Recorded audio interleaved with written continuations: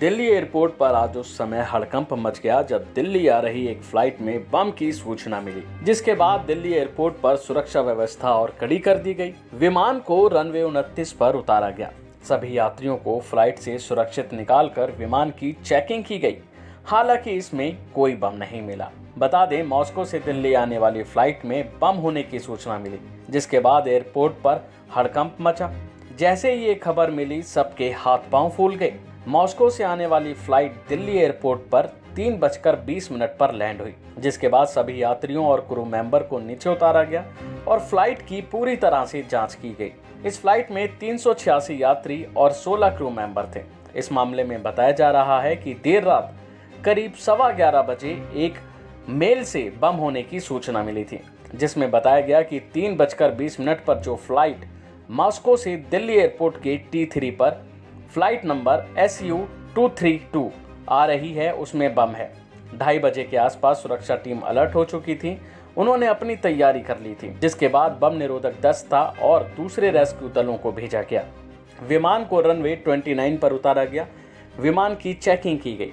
हालांकि राहत की बात यह रही कि इसमें कोई भी बम नहीं था, ये महज एक अफवाह थी। इसके बाद सुरक्षा एजेंसियों ने राहत की सांस ली। फ्लाइट में 386 यात्री और 16 क्रू मेंबर थे।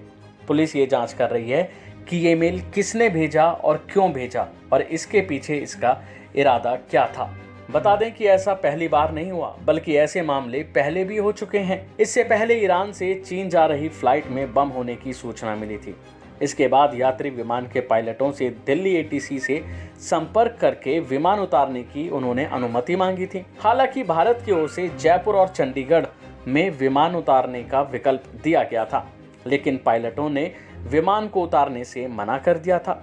इसके बाद विमान करीब 45 मिनट तक ऊपर ही उड़ता रहा, जिसके बाद भारतीय एयरफोर्स अलर्ट पर आई और एयरफोर्स ने सुखोई लड़ाकू विमान इसके पीछे लगा दिए। ईरान से हरी झंडी मिलने के बाद विमान को चीन के लिए रवाना किया गया था। फ्लाइट को भारत की सीमा से बाहर किया गया था।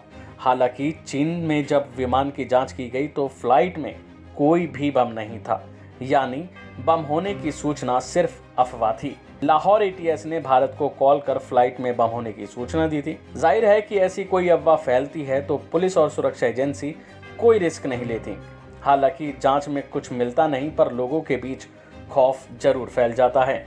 इसीलिए पुलिस और जांच एजेंसी पहले से सतर्क रहती हैं जब कोई ऐसी सूचना मिलती है। हो सकता है कि अगर ये सच निकल गई तो किसी को नुकसान ना हो।